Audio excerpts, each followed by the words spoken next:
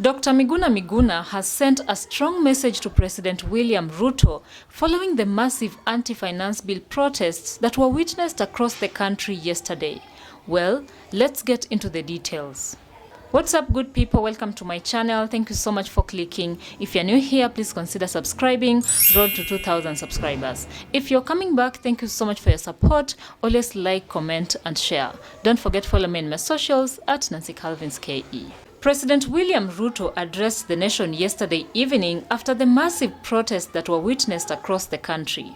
In his speech, he said that legitimate protests against his policies had been hijacked by a group of organized criminals. He therefore warned that his government will use all means at its disposal to prevent a repeat of the violence at whatever cost. This statement shocked citizens and opened up a whole conversation online. One of the people that has responded to President Ruto's speech yesterday is none other than Dr. Miguna. Dr. Miguna responded to President Ruto's statement yesterday with a strong message that has gone viral on social media. He took to his socials to share this post that read, I quote, "A response to William Ruto, pack and go, withdraw Finance Bill 2024 and resign, or we will remove you from power in exercise of our sovereign rights under Clause 1 of the Constitution, with the hashtag Ruto must go, hashtag fresh elections." While addressing President Ruto, Dr. Miguna said, I quote, "A short response to William Ruto. Mr. William Ruto, Kenyans have rejected you. They have rejected you in their millions. They have rejected you from Mandera to Mombasa, from Kisumu to Kakamega, to Busia to Turkana. They have rejected you in Nairobi and all the cities, towns and villages of Kenya. This is not a small thing, and it is not something that has happened before. Kenyans of all generations and ages have rejected you, William Ruto. It's not just the Gen Zs, it's not just the millennials. It's not the so-called criminals that, in quotes, infiltrated the protests. The protests that have been taking place in Kenya from coast to coast, from north to south, east to west, have been peaceful and have been led by well-educated, articulate, focused and disciplined Kenyans. They made a very simple demand that you should have met. They said, withdraw the Finance Bill 2024. You could have done that last week. You ought not to have tabled it in Parliament because this is an alien anti-people bill which was drafted by the IMF and World Bank in Washington. It's not our bill. Kenyans are taxed to death. You have turned Kenya into an outlier state that kneels before the Western world. You thought you could loot Kenya just like your predecessors have done, and we have said no. Listen to us. We are not begging, we are making demands, and we are saying if you don't withdraw Finance Bill 2024 and if you don't resign, we will remove you from power. End of quote. That is what Dr. Miguna has shared on his X account and has evoked mixed reactions online. As if that is not enough, Dr. Miguna went ahead to engage netizens on his socials with subsequent posts as follows.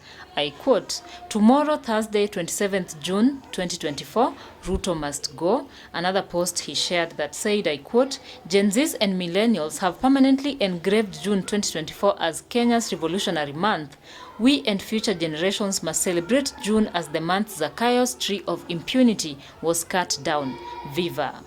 After a few minutes, he shared another post that read, I quote, "Mr. William Ruto is not God the Almighty. He is not an emperor presiding over slaves.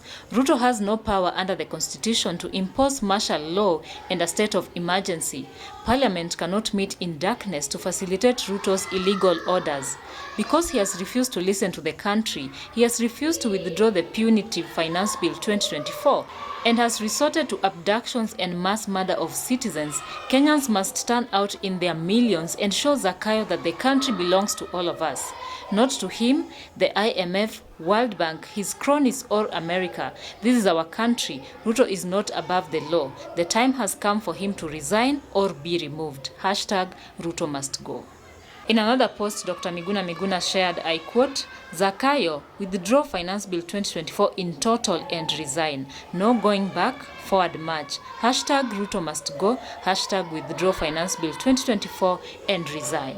The engagements kept coming in, and Dr. Miguna shared again, I quote, "Too little, too late. Zakayo has abducted and murdered too many people to survive. He crossed the red line. Hashtag Ruto must go. Ruto must resign. Withdraw Finance Bill 2024. Revolution now." On the next post he shared, I quote, "Mr. Zakayo William Ruto has outlived his usefulness, has become a liability and poses an existential threat to Kenya. Therefore, Ruto must resign now, Ruto must go, or Ruto must be forced out. Withdraw Finance Bill 2024. Next post he said, I quote, "Tomorrow, everywhere by everyone, revolution is here, viva," with the hashtags Ruto must resign now, Ruto must go. Another post he said, "Tomorrow, 27th June 2024, the world will listen like they did in Sri Lanka." He went ahead to share a viral video of the protests that were going on in Sri Lanka.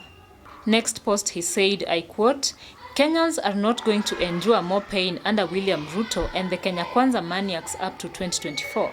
We've had enough. Enough is enough. Ruto must go now. Ruto must resign. Fresh elections." Dr. Miguna's posts have evoked mixed reactions online, with netizens sending thousands of replies to his posts. Some of these responses are as follows. Someone shared here, I quote, "I repeat again, we cannot wait until 2027. A man full of greed, obsessed with power, a murderer, a thief, a liar. We must not tire fellow Kenyans. Ruto must go. Reject Finance Bill 2024. Ruto must go to Sugoi before 2027. Someone else replied, I quote, "Summary: number 1, remove Finance Bill 2024. Number 2, resign. Number 3, not a request. Kenyans are demanding." As you can see, honestly, Kenyans are seriously disappointed by what is happening in the country at the moment, and most people are out there, campaigning that indeed the president can listen and take necessary action to at least calm the situation down. Someone else shared here, I quote, "No one will tell you that this so-called hustlers government killed over 300 people in Githurai last night. Sadly, this doesn't surprise me. It seems as if Mobutu has suspended the Kenyan constitution. No law permits deployment of the KDF within Kenya without parliament. Okay." That is someone who is also highlighting on the massive killings that have been reported to have happened in Githurai, and netizens are still in shock by what is happening in the country at the moment. One more comment, someone replied here, I quote, "It's unfortunate Ruto chose not to understand the frustrations of Kenyan people, the sufferings. Instead, he think he can be the new Moi in town at this age of time.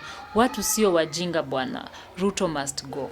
As you can see from those comments, netizens are honestly disappointed by what's happening in the country right now, and they're not keeping quiet. They're openly expressing their concerns about the protests that have been going on in the country for the better part of last week and this week.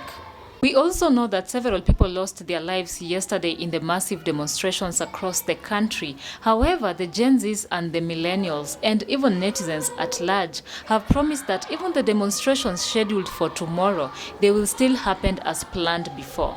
In the middle of this crisis, President Ruto has addressed the nation few hours ago, where he has declined to sign the finance bill, and it will therefore be taken back to Parliament for amendments. We therefore have to wait and see what will happen after the bill has been taken back to Parliament to see whether the needs of Kenyans have been met. Well, I don't know what you guys think about this. You can also share your thoughts on the comment section, and don't forget to subscribe to this channel if you haven't. That is it for now. Thanks for watching. Stay safe. I'll see you on the next one. Bye bye.